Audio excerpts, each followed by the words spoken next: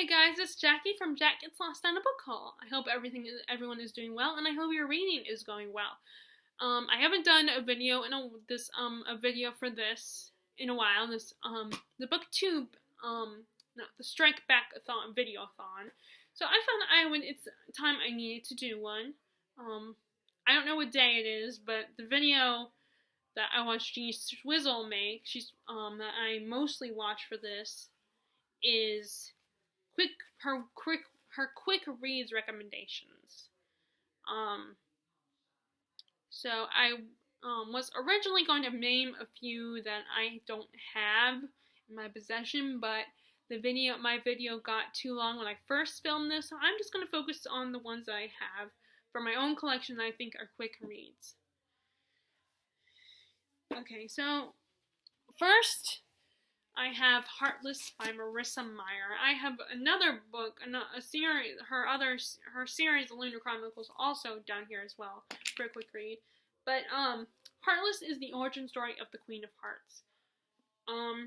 Now I was not a fan of the original Alice in Wonderland storyline, but I did really enjoy this book. It had a nice pacing, and the chapters were really quick. And I feel like you could easily get into the story. And it had the whimsical writing style of Lewis Carroll's without it being too weird. Because my problem was, I know that the original story is supposed to be kind of like a nonsense kind of fairy tale, but that's kind of what I didn't necessarily like. It wasn't my kind of story. And maybe it's because I read it as an adult, because I read it like when I was a teenager, late teens.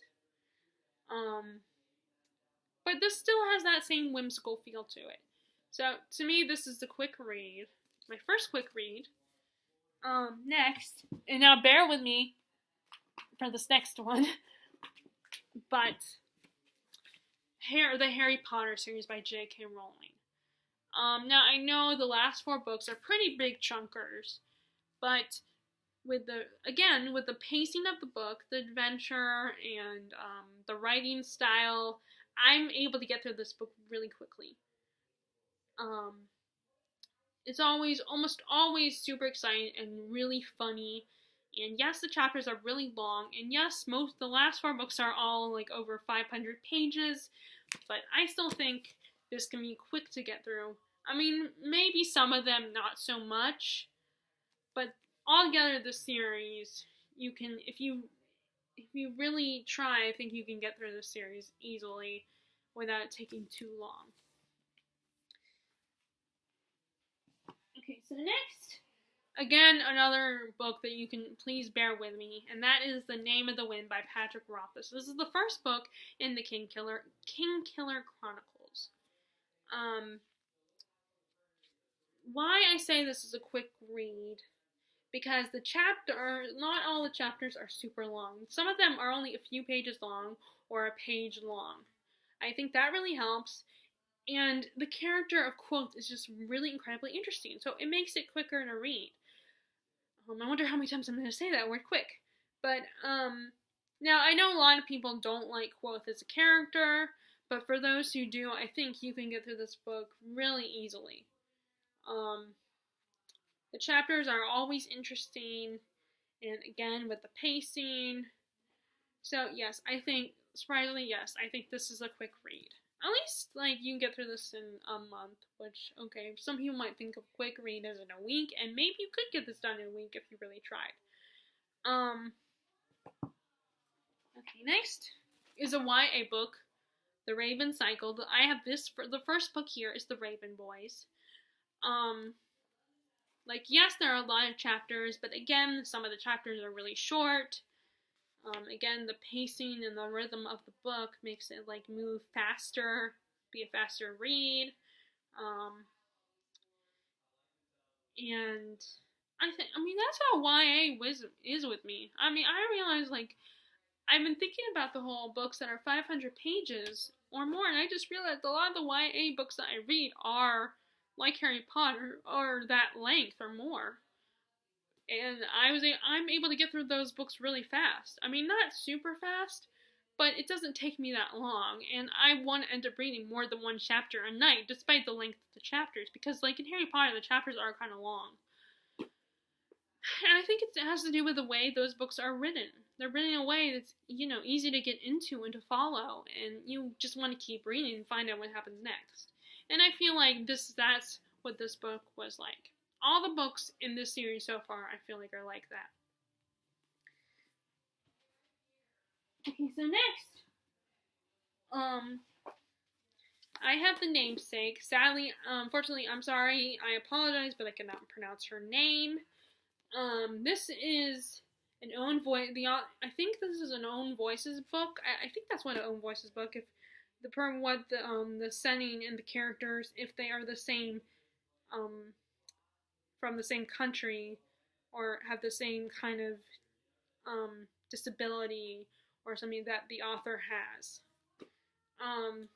But this is about an Indian family who comes to America, and about how they adapt to American culture and the struggles that they go through. Like, you have the parents who miss their home and friends and family, and struggle with living in America and the differences of American culture. And then you have the kids who are raised American, but they have the shadow of where they originally come from, and their culture, and having to deal with that. And there's a lot of traditions about it that clash with American traditions. Like, in cultures like India, they want you to marry someone of the same culture. So the chapters are kind of long. It's kind of got that continuous narrative format, but there are chapters. And I'm really, to me, this was a really good book and very fascinating, very interesting story. This is probably not everyone's cup of tea, but again, I think if it is your cup of tea, then you can get through this really quickly and fast. Like I said, there are chapters, but the chapters are kind of long, but I feel like it's still very interesting. And if you're also interested in Indian culture, then this might be one of the books you should check out. Okay, so the next one is The Paris Letters by Janice MacLeod. This is actually a memoir, which I did not know that when I first looked at the book. But this is about a woman who decides she is bored of her life and wants a change. So she quits her job, starts doing this financial plan, and sells her place, and decides to move to Paris, France, to have a new life. Just like start over and live a new adventurous, laid-back life. She even starts writing these painted letters, which are basically kind of like postcards, where she talks about, like, what she, all of her experiences in France, but, with a painted picture on the side, and she sells them to people. And she finds romance with this butcher who couldn't, when she first met him, he could not speak a word of English, so they slowly had to develop a certain kind of a communication in their relationship, which I almost think benefited them. And she also, she explores other parts of Europe, and she keeps a blog about her experiences, and she basically takes that blog and turns it into a novel. So it's not written like something on the computer, but it's written like a novel. There's a few chapters there's a couple for like in the beginning and then at the end where she makes a list of all the things that she did, and but it basically is written like a novel. It's taking all of her blog entries and putting them into novel format. And the fact that it's written like that, and the chapters tend to be, because they're blog entries, so they're not as long or as detailed. It basically is just explaining the different things that she did. It makes it quick to get through. Which I'm a little conflicted because she's telling what she did. She's not describing it, but because of what this book is about, and that it's a memoir, and how she gets it published and everything, I think the whole tell and shown rule, the whole not tell but show, doesn't technically apply. But if you like stories about people discovering themselves in Europe, and then I think you would enjoy this.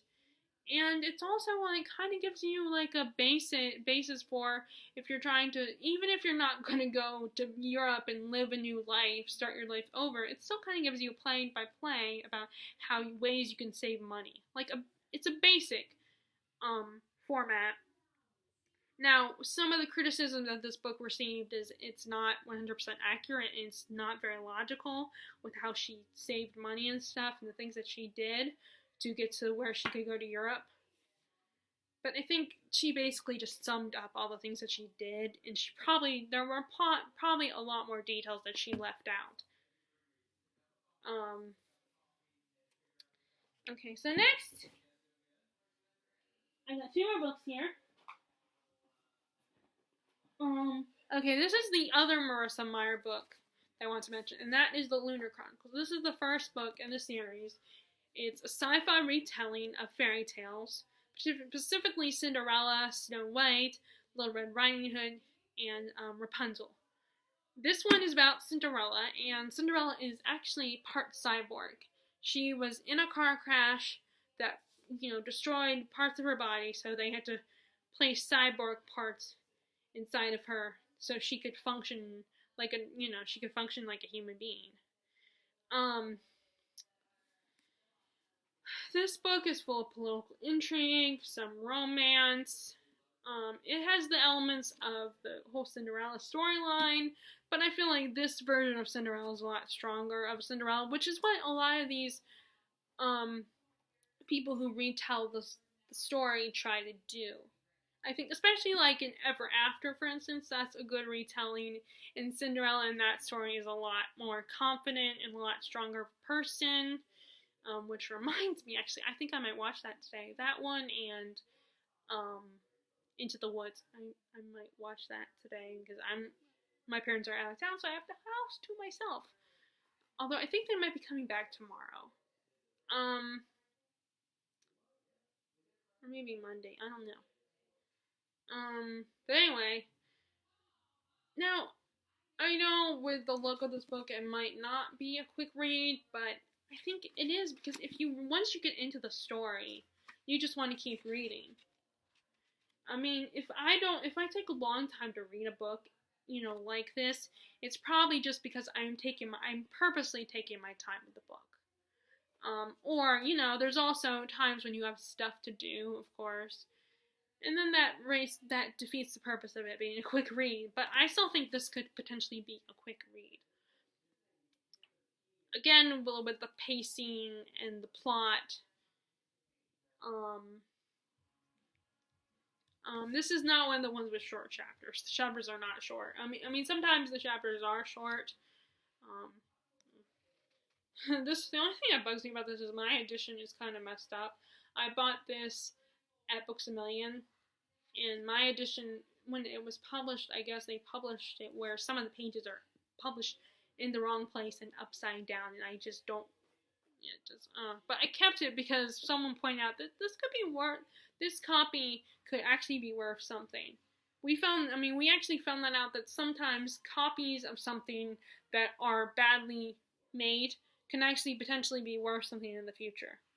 But I don't know if I'll ever actually get rid of this book, unless I'm like in a desperate situation where I have to get rid of it. But anyway. The last book I have here, now this book is not everybody's cup of tea, but that is The Great Gatsby by F. Scott Fitzgerald. I am really liking F. Scott Fitzgerald, and I definitely want to read more of his stuff. I mean, this, of course, is the only one of his that I read, but I'm going to. I've seen the movie version of Benjamin Button, and I have a book that has a collection with that one, and another one I heard about is Bernice Bobs Her Hair. I think I heard about that one when I first read this book. And I have a collection of two of his novellas in one book that I'm going to read as well.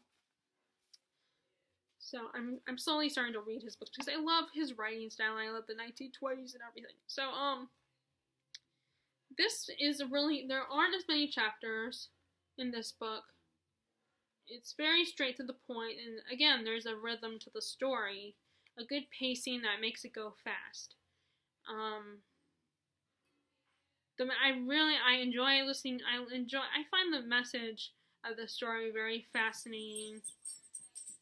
And again, I realize this is not everybody's cup of tea, but I think it's, if you like, but for those of you who could like this book, I think you could get through really quickly.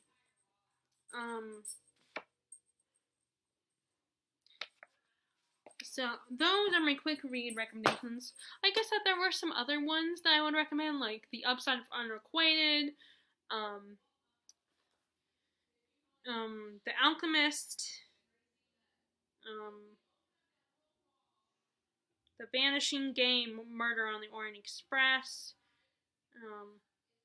The Joining, The Rosie Project. Those are some of the books that I read recently that I don't have. But like I said, my video was becoming too long, so I decided not to include them because I don't have them anyway. But, now some of these, of course, like The Upside of Unrequited, I'm sure people would agree with me that that is a quick read. So now I like to give a quick shout out to a smaller booktuber, and that is Lindsay's Little Library. I like watching Lindsay's videos. I feel like she's really good. I like what she has to say about the books that she reads. There are some books that she reads. There are books that she reads that that I like myself, where I could get into myself, and I definitely think you guys should check her out. So, if you like this video, give it a thumbs up. And if you have any recommendations for quick reads, please share. I would love to know what some of your quick reads that you would recommend are, and please subscribe to my channel. Alright, bye. Thank you.